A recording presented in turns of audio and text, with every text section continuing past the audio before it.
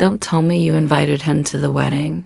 A guest whispered as the bride ran to embrace a homeless man entering the church. Many turned away, visibly uncomfortable. But minutes later, 12 Marines appeared in formal dress uniforms, lined up in perfect formation, and saluted the bride in unison. Type, I'm outraged if you believe kindness should never be judged. Emily Sanchez started each workday at 4:30 a.m., arriving at Sunrise Bakery in San Diego well before the morning rush. At 30, she had already spent 6 years as the head pastry chef, known throughout the neighborhood for her delicate croissants and melt-to-use cinnamon rolls. But among her co-workers, Emily was known for something else. Her daily ritual that began the moment she finished the morning's first batch of pastries. Each day, without fail, Emily would carefully wrap a fresh pastry and pour a cup of coffee into a to-go container.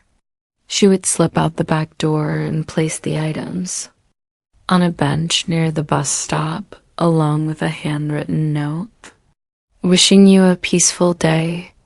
The recipient was always the same, an elderly man with silver hair and a tattered coat who never begged, never approached customers, but sat quietly on the same bench each morning. In 6 years, Emily had never asked his name, and he had never offered it. Her coworkers often mocked her behind her back. She's wasting good product, one would say. One day he'll take advantage of her kindness. Another would predict with certainty. 3 months ago, the bakery had come under new management. During Emily's performance review, her supervisor had expressed concern. Your personal charity? Work. It's admirable, he'd said carefully. But some customers have mentioned feeling uncomfortable. Perhaps you could support a proper homeless shelter instead. Emily had nodded politely, but changed nothing. She simply adjusted her routine, arriving 15 minutes earlier, leaving the food before anyone else arrived. She thought no one had noticed until last week when a new employee spotted her returning from her morning mission. She's been feeding that bum for 5 years now. The employee whispered to a customer loud enough for Emily to hear every single day. The customer shook her head with a mix of pity and judgment. Poor thing, thinking she's making a difference. Emily had pretended not to hear, continuing to roll dough with the same care she always showed. But the words stung, not because she cared what others thought, but because they couldn't see what she saw. A human being, not a problem to be avoided.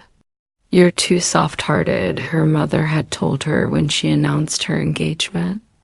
To Marco, a firefighter who understood her morning ritual because he had his own ways of helping strangers. Always picking up strays, always giving away what you've earned. But Emily knew something others didn't. That giving wasn't about recognition. It was about seeing the invisible people that others walked past every day. Have you ever seen good people misunderstood, type so unfair? Emily had never actually spoken with the elderly man. Their interaction was limited to brief nods and occasional eye contact. But one rainy morning in December, she noticed him shivering on his bench. Without hesitation, she placed her own worn wool scarf beside the usual breakfast. The next day, she found a note scrawled in shaky pencil on the back of her usual napkin. Thank you for seeing me as a person. Emily kept that note in her wallet, taking it out occasionally when the world seemed particularly cold or indifferent. As her wedding day approached, Emily naturally ordered her cake from Sunrise Bakery, inviting all her colleagues to the ceremony. Marco had teased her gently about inviting the entire neighborhood, but supported her inclusive nature, one of the many reasons she loved him. 2 days before the wedding, an unmarked hand-delivered letter arrived at the reception. Venue, the envelope addressed simply to the bride. Emily Sanchez contained a card with neatly penned well wishes and a single line that puzzled the wedding planner. Tomorrow I will come not for cake, but to honor a debt. There was no signature, no return address. Emily wondered if it might be from a distant relative or one of Marco's firefighter colleagues, but something about the handwriting stirred a faint recognition she couldn't quite place. On the morning of her wedding, Emily was a bundle of nerves and excitement as she prepared in the church's bridal room. Through the window, she could see guests arriving, family members, friends, co-workers in their finest attire. Then, standing somewhat awkwardly at the church entrance, she spotted him. The elderly man from the bus stop, now wearing a threadbare but carefully pressed suit, his shoes polished despite their worn condition. His silver hair was combed neatly, and for the first time Emily could see his face clearly weathered by time and hardship, but dignified. Several guests had noticed him too. Emily overheard their whispers through the partially open door. Who invited the homeless man? Don't tell me you invited him to the wedding. Is he looking for handouts at a wedding now? Emily's heart sank at their words. Without thinking about the carefully planned processional, the photographer's schedule, or any other wedding protocol, she gathered her white gown in her hands and rushed from the bridal room. She crossed the church foyer in a flutter of white, ignoring the gasps from guests and the frantic calls of her wedding planner. When she reached the elderly man, she enveloped him in a warm embrace, tears threatening to ruin her carefully. Applied makeup. I still remember your eyes. The first time in 2017, she whispered. He smiled, a genuine smile that transformed his weathered face. I remember every single morning you treated me like a human being, he replied in a voice stronger and clearer than she had imagined.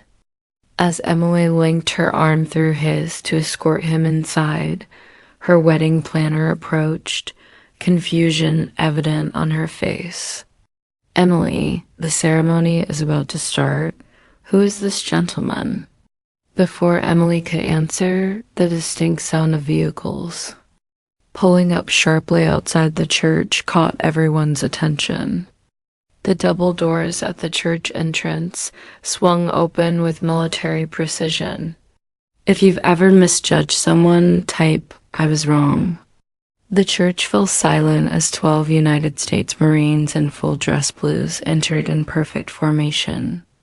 Their shoes gleamed, their white gloves immaculate, their faces composed in solemn dignity. They moved with the synchronized precision that comes from years of discipline and shared purpose. Guests froze in mid-conversation. Someone dropped a champagne glass, the shattering sound echoing in the sudden silence. The lead Marine, a captain with Duncan on his nameplate, stepped forward with practiced precision. He came to, attention before Emily, and rendered a perfect military salute. On behalf of Alpha Company, 3rd Battalion, 5th Marines, he announced, his voice carrying throughout the church. We are here to honor the woman who silently sustained a hero for 6 years. Emily stood stunned, her hand still holding the elderly man's arm. Confused murmurs rippled through the wedding guests. Captain Duncan turned slightly, gesturing toward the elderly man at Emily's side. This is Sergeant Victor Hale. a Marine who saved 9 lives during an ambush in Fallujah in 2004 after losing his entire family to a car accident in 2016. He chose to disappear from society, never once using his military benefits or revealing his identity. The revelation sent shockwaves through the gathering. Guests who had been whispering just moments before now stared in disbelief. Another Marine stepped forward, presenting Emily with a shadow box containing a medal and a faded photograph. The image showed a younger Victor Hale carrying a blood-covered Marine through what appeared to be a Warden Street, and in the background, unmistakably, was a younger version of Captain Duncan.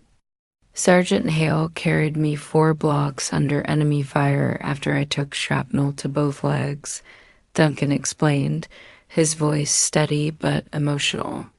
He returned for 8 more Marines that day despite being wounded himself. His actions earned him the Silver Star, which he never claimed. Duncan bowed his head slightly before continuing. If not for him, I wouldn't be standing here today. And if not for you, Miss Sanchez, he might not have survived to see this day.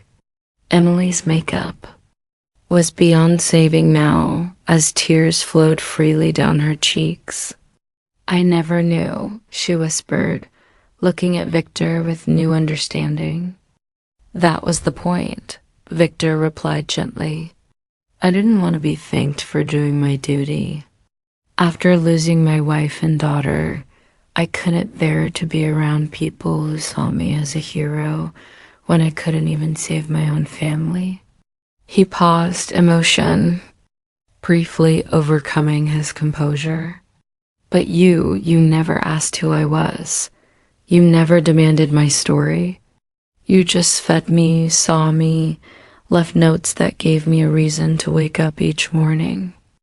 The Marines had arranged themselves in a formal line, creating an honor guard that extended from the church entrance to the altar. Captain Duncan addressed the gathered guests. Miss Sanchez never knew she was helping a decorated war hero. She simply helped a human being in need day after day. Year after year, without recognition or reward, his gaze swept across the room, lingering on those who had been whispering just minutes earlier.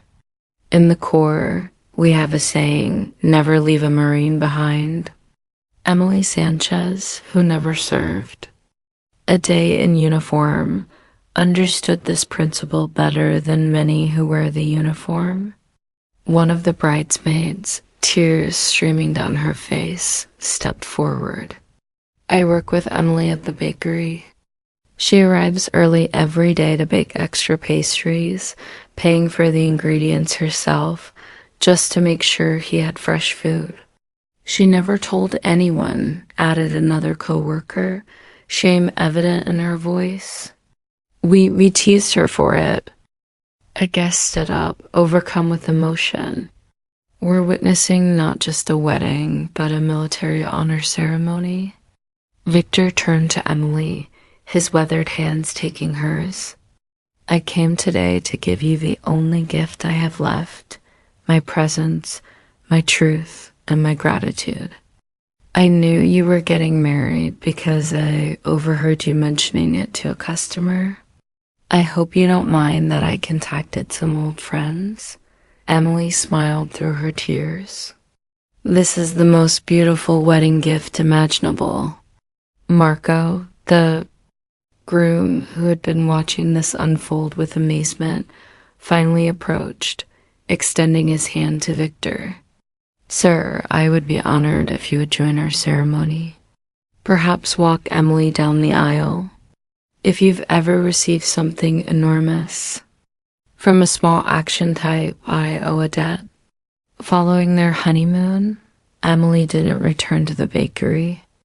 Instead, she and Marco used their wedding gift money to start a small program called The Quiet Table, a breakfast service for homeless veterans in their neighborhood. There were no photographers documenting their work, no press releases. Announcing their mission, just a simple wooden sign with carved letters. Feeding one person feeds an entire life that might otherwise be forgotten. Victor Hale didn't appear at the quiet table after the wedding, but each month Emily would receive a postcard from different locations around the country, each bearing the same message. Every breakfast is a salute. Thank you, Emily, Captain. Duncan had explained that Victor was finally using his VA benefits to receive proper medical care and trauma counseling. The Marines had helped him secure housing and reconnect with the military community he had abandoned years ago. On the first anniversary of their wedding, Emily and Marco arrived at the quiet table to find the 12 Marines waiting for them. This time in civilian clothes, each holding a single flower. "We'll be taking shifts volunteering here," Captain Duncan announced. "This honor isn't one we'll allow to be forgotten." What had begun as one woman's daily act of kindness had grown into something much larger. Veterans from across San Diego now knew about the quiet table, a place where they could receive a meal without questions, judgment, or the need to explain their circumstances. Emily kept Victor's original note framed above the serving counter. "Thank you for seeing me as a person." Below it, she had added her own message. "Everyone who sits at this table has a story worth knowing." 6 months later, a local news crew discovered the quiet table and requested an interview. Emily politely declined, suggesting they speak with the veterans instead. "This isn't about me," she explained. "It's about seeing the invisible people all around us." On particularly difficult mornings when supplies ran low or volunteers didn't show, Emily would remember her wedding day. The moment 12 Marines stood at attention for a simple act of daily kindness, it was all the motivation she needed to continue. Marco understood completely. As a firefighter, he knew that heroism wasn't always about dramatic rescues or running into burning buildings. Sometimes it was about the quiet consistency of showing up day after day, offering kindness without expectation of recognition or reward. He told Emily one evening as they closed up the quiet table, "When I married you, I got not just a wife, but 12 Marines and a growing family of veterans." Emily smiled. "The best kind of family, the kind you choose, and the kind that chooses you back. Type, I will live with kindness if you believe a small meal can save a great soul."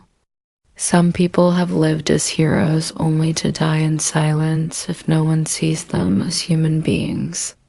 Some debts require no money to repay, just the daily dignity of being treated as a person.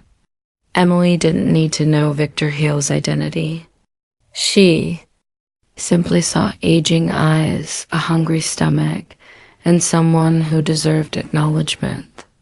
Through that small action, a life was preserved, and a unit of Marines was reminded that not everyone who deserves a salute wears a medal. Sometimes the person who guards your freedom is quietly eating breakfast under your bakery awning. The homeless individuals we pass on street corners might be former teachers who shaped young minds, nurses who once saved lives, or veterans who carried wounded comrades through gunfire. Their current circumstances don't erase who they were or who they still are beneath the layers of hardship. Live with kindness, not for recognition, but so that someday you might witness 12 people bowing their heads for something you never thought to celebrate. In a world obsessed with grand gestures and viral fame, remember that true heroism often lives in the smallest acts of consistent compassion delivered without an audience. HC stories because the greatest heroes often eat alone.